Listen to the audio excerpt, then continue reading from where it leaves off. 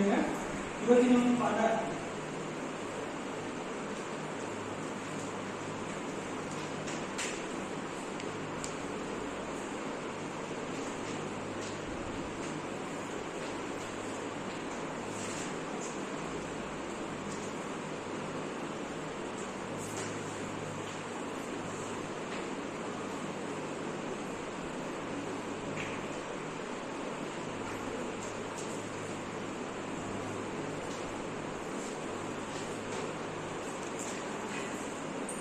ಇವತ್ತಿನ ಒಂದು ತರಗತಿಯಲ್ಲಿ ನಾವು ಯಾವ ಕುರಿತು ಅಧ್ಯಯನ ಮಾಡ್ತೀವಿ ಅಂದ್ರೆ ಲಿಂಗಗಳು ಅಂತ ಕರೀತೀವಿ. ಎಲ್ಲರೂ ಕೆಲವೊಂದು ಪದಗಳು ಕೇಳ್ತೀವಿ, ಕೆಲವೊಂದು ಶಬ್ದಗಳು ರಾಮ, ರೈಮ, ಅಬ್ದುಲ್ಲಾ, ಅದೇ ರೀತಿಯಾಗಿ ಮಕ್ಕಳು, ಮಗು, ಶಿಶು ಅಂತ ಕೆಲವೊಂದು ಪದಗಳು ಕೇಳ್ತೀವಿ. ಅವುಗಳಲ್ಲಿ ಏನು ಕರಿತೀವಿ ನಾವು ಲಿಂಗಗಳು ಅಂತ ಯೂಸ್ ಮಾಡ್ತೀವಿ. ಆ ಒಂದು ಪದಗಳು ಕರೆಕ್ಟಾ. ಲಿಂಗಗಳು ಎಂದರೆ ಇಲ್ಲಿ ಪ್ರಮುಖವಾಗಿ ಲಿಂಗಗಳು ಅಂದ್ರೆ ನಾಮ ಪ್ರಕೃತಿಗಳು ಅಂತಕ್ಕಂಥದ್ದು ಅಥವಾ ನಾಮ ಪದಗಳು ಅಂದ್ರೆ ಇಲ್ಲಿ ನಾವು ಯಾವುದು ಯೂಸ್ ಮಾಡ್ತೀವಲ್ಲ ಆ ಒಂದು ಪದಗಳು ಯಾವ ಜಾತಿಗೆ ಸೇರಿದಂತ ಸೂಚಿಸುತ್ತದೆ ಯಾವುದು ಲಿಂಗಗಳು ಅಂತಕ್ಕಂಥದ್ದು ಕರೆಕ್ಟಾ. ನಾಮ ಪ್ರಕೃತಿಗಳು ಯಾವ ಜಾತಿಗೆ ಸೇರಿದಂತ ಹೇಳ್ತಕ್ಕಂಥದ್ದೇ ಲಿಂಗಗಳು ಅಂತಕ್ಕಂಥದ್ದು. ಇಲ್ಲಿ ಲಿಂಗದಲ್ಲಿ ಇದಾಗ ಬರ್ತಾವ.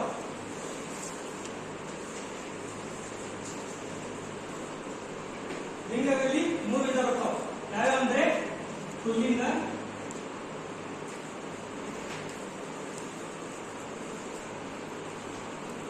ಸ್ತ್ರೀಲಿಂಗ ಮತ್ತೆ ನಪುಂಸಕಲಿಂಗ.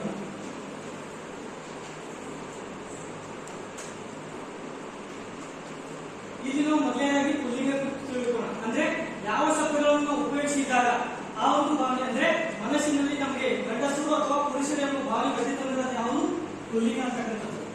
ಪುಲ್ಲಿಂಗ ಅಂದ್ರೆ ಏನು? ಯಾವ ಶಬ್ದಗಳನ್ನು ನಾವು ಪ್ರಯೋಗಿಸಿದಾಗ ಅಂದ್ರೆ ಉಪಯೋಗಿಸಿದಾಗ ನಮ್ಮ ಮನಸ್ಸಿಗೆ ಅಂದ್ರೆ ಅದು ಪುರುಷರು ಅಥವಾ ಗಂಡಸರು ಅಂತಕ್ಕಂಥ ಭಾವನೆ ಬರ್ತಂದ್ರೆ ಅದು ಪುಲ್ಲಿಂಗ ಅಂತಕ್ಕಂಥದ್ದು. ಇವುಗಳಿಗೆ ಉದಾಹರಣೆ ಅಂತಂದ್ರೆ ಹುಡುಗ, ಅರಸ, ತಂದೆ, ರಾಮ ಅಂತಕ್ಕಂಥವು ಪುಲ್ಲಿಂಗಕ್ಕೆ ಉದಾಹರಣೆ ಯಾವ ಬರ್ತಾವ?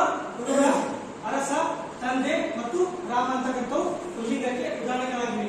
ಇಲ್ಲಿ ಅದಾದ ನಂತರ ಪುಲ್ಲಿಂಗ ಕುರಿತು ತಿಳ್ಕೊಂಡಲ್ಲ, ಇದಾದ ನಂತರ ನಾವು ಸ್ತ್ರೀಲಿಂಗ ಕುರಿತು ತಿಳ್ಕೊಳ್ಳೋಣ. ಅಂದ್ರೆ ಯಾವ ಶಬ್ದಗಳನ್ನು ನಾವು ಉಪಯೋಗಿಸಿದಾಗ ಅಂದ್ರೆ ಯಾವುದೇ ಶಬ್ದಗಳು ಉಪಯೋಗಿಸಿದಾಗ ಅವು ನಮ್ಮ ಮನಸ್ಸಿಗೆ ಸ್ತ್ರೀ ಅಥವಾ ಮಹಿಳೆ ಅಂತಕ್ಕಂಥ ಒಂದು ಭಾವನೆ ಬರ್ತಂದ್ರೆ ಅದಕ್ಕೆ ಯಾವುದು ಸ್ತ್ರೀಲಿಂಗ ಅಂತಕ್ಕಂಥದ್ದು ಬರ್ತದೆ.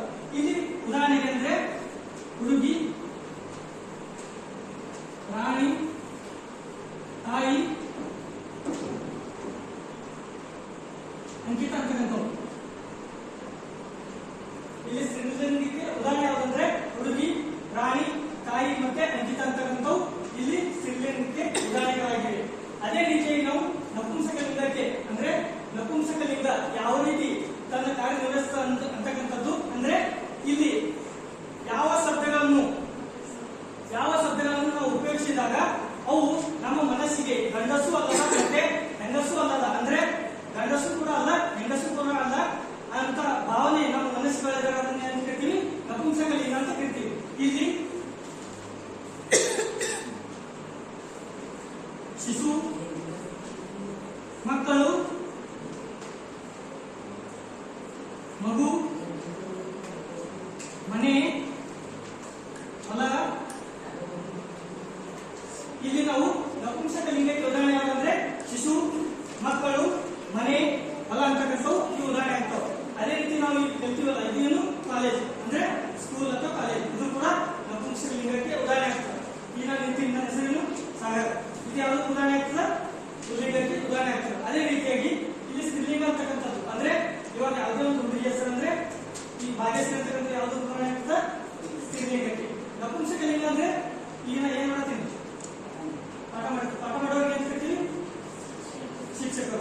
ಶಿಕ್ಷಕರು ಕೂಡ ನಪುಂಸಕಲಿಂಗಕ್ಕೆ ಉದಾಹರಣೆ ಆಗ್ತದೆ. ಅಂದ್ರೆ ಶಿಕ್ಷಕ ಶಿಕ್ಷಕಿ ಬರ್ತದ ಬಟ್ ಅಂದ್ರೆ ಕಾಮನ್ ಆಗಿ ಬರ್ತೀವಿ ಯಾವುದು ಶಿಕ್ಷಕ ಅಂತಕ್ಕಂಥದ್ದು ಇಲ್ಲಿ ನಪುಂಸಕಲಿಂಗಕ್ಕೆ ಉದಾಹರಣೆ ಆಗ್ತದೆ. ಇದೇ ರೀತಿಯಾಗಿ ನಾವು ನೆಕ್ಸ್ಟ್ ಅಂದ್ರೆ ರಾಮನು ಮತ್ತೆ ಲಕ್ಷ್ಮಣ ಮತ್ತೆ ಸೀತೆಯರು.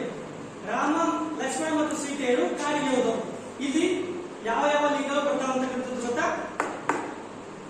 ಯಾರಾದ್ರೂ ಹೇಳಿ. ರಾಮ, ಲಕ್ಷ್ಮಣ ಮತ್ತೆ ಸೀತೆ ಕಾಡಿಗೆ ಹೋದವರು. ಇಲ್ಲಿ ಯಾವ ಯಾವ ಲಿಂಗಗಳು ಪ್ರಯೋಗವಾಗಿವೆ? ಯಾರಿದೆ?